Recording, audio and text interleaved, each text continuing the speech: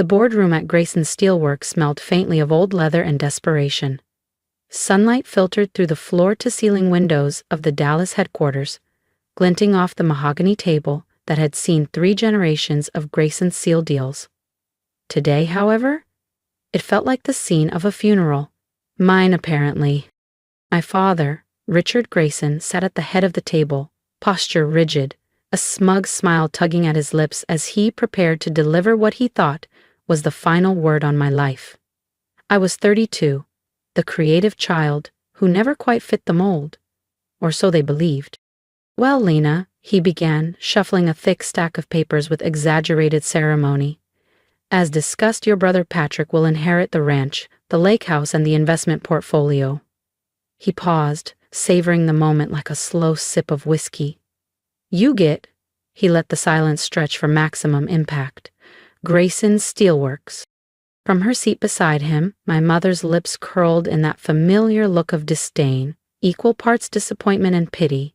Patrick, of course, was here too, leaning back in his chair with a grin that made me want to wipe it off his face. "A failing company for the family failure," he muttered, not even bothering to hide it this time. "Fitting." I didn't flinch. Years of practice had taught me the power of stillness. Instead, I clasped my hands neatly on the table, the picture of calm professionalism. The same composure I'd mastered as the anonymous CEO of Ironcrest Industries, the steel giant that had dominated headlines for the past 5 years and systematically dismantled Grayson Steelworks' empire. "Just sign here," Dad said, sliding the papers toward me. "Though I can't imagine why you'd want a company hemorrhaging millions. You should have gone to law school like your brother instead of wasting time traveling the world." What he didn't know was that my so-called wasted years were spent on factory floors in Detroit, construction sites in Houston, and trade conferences in Berlin, learning the steel business from the inside out while laying the foundation for Ironcrest. Dad cleared his throat. "The handover meeting with Ironcrest is in 30 minutes. They're taking our biggest contracts. It's the only way to keep the doors open, even if it means dealing with that secretive CEO who's been eating our market share." Patrick smirked. "Nobody even knows who runs Ironcrest. Rumor has it, they're ruthless." I checked my watch, suppressing a smile. "Actually," I said lightly, "you'll meet them very soon." As if on cue, my phone buzzed. A message from Marcus Hale, my COO. "Team in position. Ready when you are, boss." "Before we move forward," I said, rising from my chair, "you should know I've already reviewed these contracts with my lawyer." "Your lawyer?" Mom scoffed. "Since when do you have a lawyer?" The boardroom doors swung open. 5 people entered, sharp suits, sharper confidence. Marcus led them, carrying a matte black briefcase stamped with the Ironcrest logo. He stopped at the head of the table, his voice smooth as steel. "Mrs. Grayson," he said, eyes twinkling, "you're sitting in my CEO's chair." The silence that followed was delicious. "I don't understand," my father said, his brow furrowing as he stared at me from across the polished walnut table. The Dallas skyline glowed behind him through the massive glass windows. "We're frustrated, Lena. Ironcrest? That company came out of nowhere 5 years ago, founded by—" He glanced at the notes in front of him. "Emmett Hale?" I smiled faintly. "That's my married name, by the way. Another detail you never cared to ask about." The signing pen slipped from his fingers and clattered against the table. For a long moment, the boardroom was silent except for the hum of the air conditioning. Patrick's smug grin evaporated into slack-jawed shock. My mother sank back into her chair, clutching her Hermes bag like a flotation device on a sinking ship. "This is some kind of joke," my father finally managed, his face reddening. "Ironcrest Industries is a $500 million 0-cents company?" "Actually," Marcus interrupted smoothly, popping open his briefcase, "after our last funding round, Ironcrest is valued at $780 million, 0 cents. And yes," he laid out glossy folders in front of them, "Lena owns 67% of the shares." The room fell even quieter. My family stared at the documents like they were written in another language. Financial statements, market analyses, acquisition terms, all stamped with Ironcrest's steel gray logo. While you were busy writing me off as a failure, I said evenly, I was building the company that's been outperforming Grayson Steelworks in every sector. Patrick's hand trembled as he snatched up one of the folders and flipped through the pages. The Houston shipyard contract, the West Coast expansion, the deals in Singapore. His voice cracked. That was you? Every single one, I confirmed. Remember last Christmas when you mocked me for missing family dinner because I had nothing going on? I was in Singapore closing a $50 million 0 cents deal. My mother's voice returned, shaky and small. But you live in that tiny loft. You drive a used car. Because unlike some people, I don't measure success by appearances, I replied, my tone cool. I invest in my company, my people, and our future.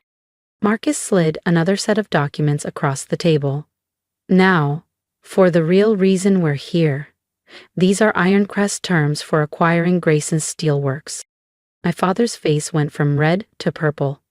Acquiring? His voice cracked like a rusted hinge. We're just here to sell off some contracts.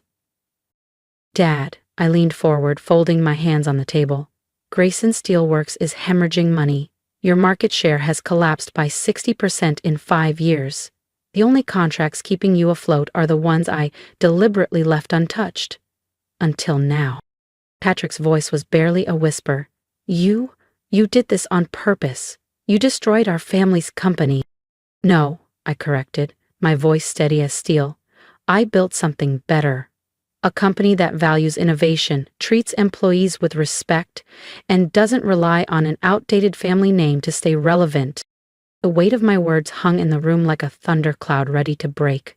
For the first time in my life, they understood. I wasn't the disappointment they believed. I was the future they never saw coming.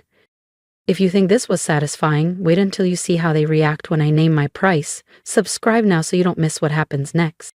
Ironcrest didn't destroy Grayson Steelworks. You did, by refusing to adapt.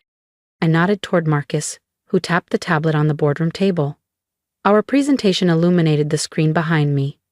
Acquisition proposal. Grayson Steelworks, $32 million. 0 cents. Significantly above its current market value.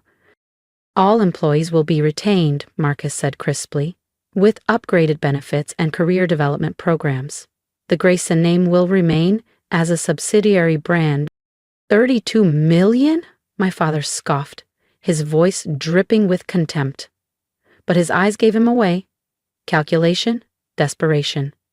He knew it was more than anyone else would offer. The alternative, I said evenly, folding my hands, is watching Grayson Steelworks collapse while Ironcrest moves into your last 2 markets. Your choice. My phone buzzed. A text from David, my husband. How's it going? Need backup? I smiled faintly, typing back. All under control. See you at dinner. Patrick still sat frozen in disbelief. All those times you showed up at family events in off-the-rack clothes, letting us brag about our promotions. I was gathering market intelligence, I finished for him. Amazing what people will reveal around someone they've written off. My mother straightened suddenly, her social reflexes kicking in. Well, darling, she said with brittle cheer, we always knew you had potential, and now you're so successful. Don't, I cut her off, my voice sharp enough to slice through the silence. Don't rewrite history, we all know the truth. The next few minutes would change everything. I reached into my briefcase and pulled out a thick folder, laying it on the table with deliberate care. This, I said, contains every email, every memo, every conversation where you mocked me or questioned my worth. Our PR team has drafted 2 press releases. I slid copies across the table. Version A, a clean acquisition announcement. Version B, the full story. How the Grayson family underestimated their own daughter while she built the company that overtook them. Screenshots included. My father's face drained of color. You wouldn't dare. Try me. My tone was calm, almost gentle. I've spent 5 years being underestimated by this family.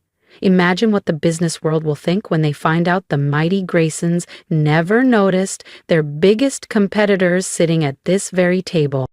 Marcus passed the press releases around. Patrick's hands trembled as he skimmed through, his legal training unable to mask the panic in his eyes. "This would destroy our reputation," he said hoarsely. "The same reputation you valued more than me?" I asked softly. "The one that made you think it was acceptable to laugh at me during every holiday dinner?" My mother reached for her old weapon, guilt. "Lena, we're family. Despite everything, family." I leaned back, a slow smile forming. "Funny thing about family, it's supposed to have your back, not put a knife in it." I laughed, a sharp, hollow sound that made them flinch. "Let me tell you about family," I said, sliding my laptop from my bag. "Daniel, my husband, whom none of you ever bothered to meet, believed in me when all I had was an idea and a sketchbook. My executive team, the people you just saw walk into this room, they've been more family to me than you've been in the last decade."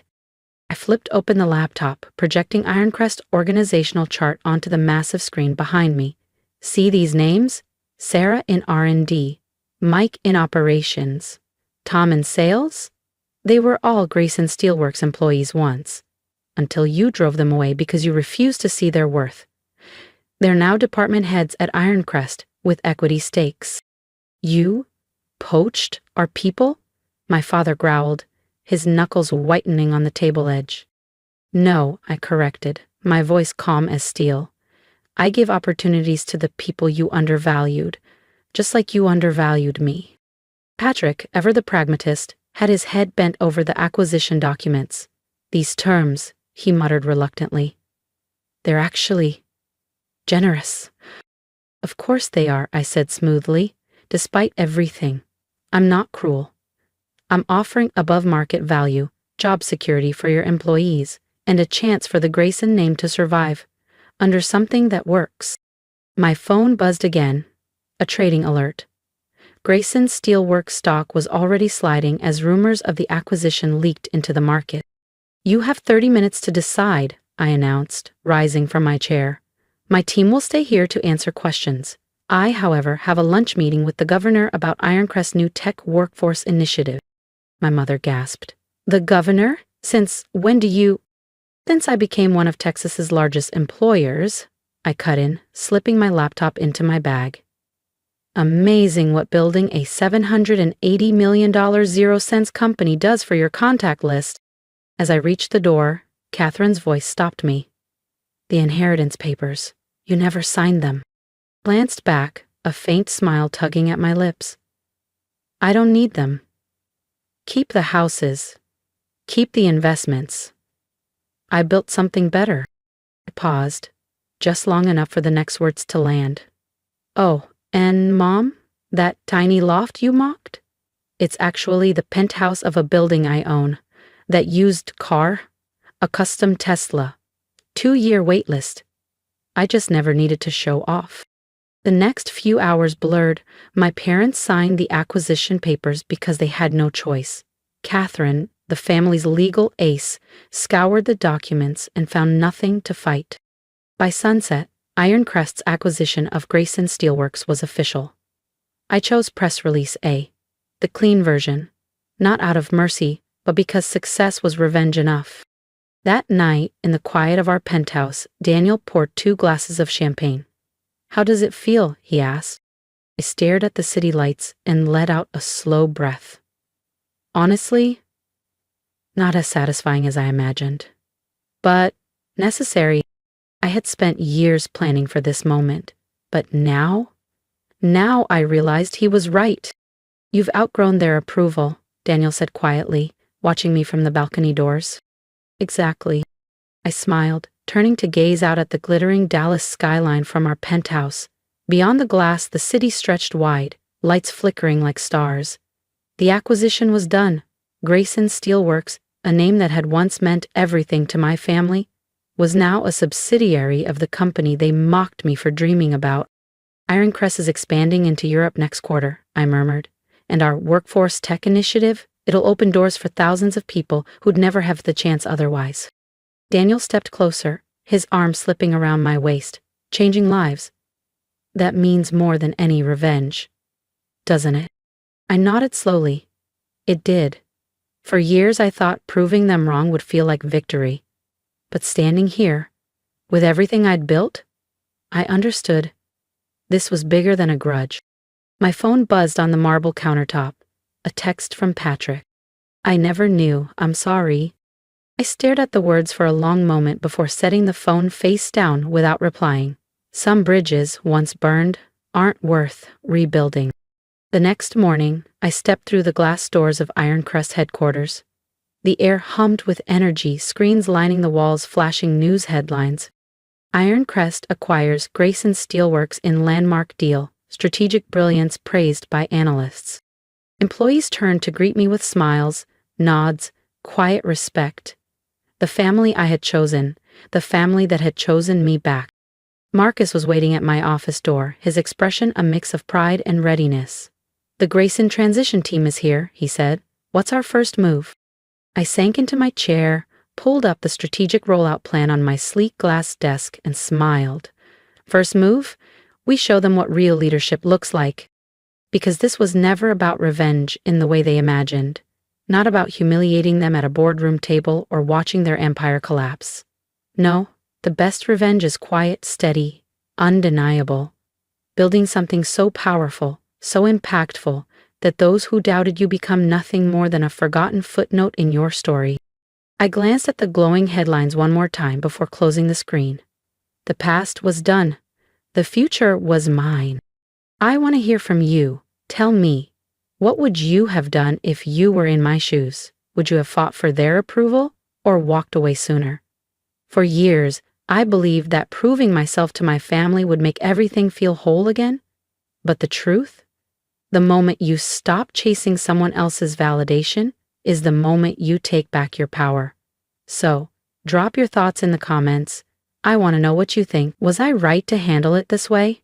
Should I have gone public with the second press release? Or was letting success speak for itself the ultimate move?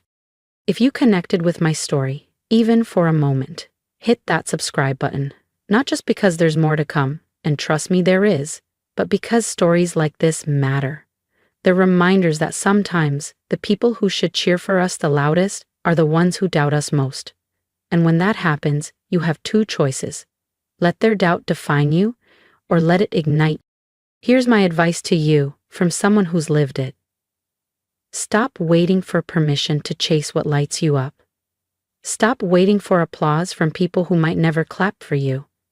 Build your life so loud, so full of purpose, that their opinions become background noise. I learned the hard way that success isn't about proving someone wrong. It's about proving yourself right. If you're struggling right now, thinking you're not enough because someone told you so, hear this. You are more than their limited vision of you. Their doubts are not your destiny. Every late night you put in, every risk you take, that's building something they'll never understand until it's undeniable. And when that day comes, you'll realize the real victory isn't their recognition, it's your freedom. So, stay with me.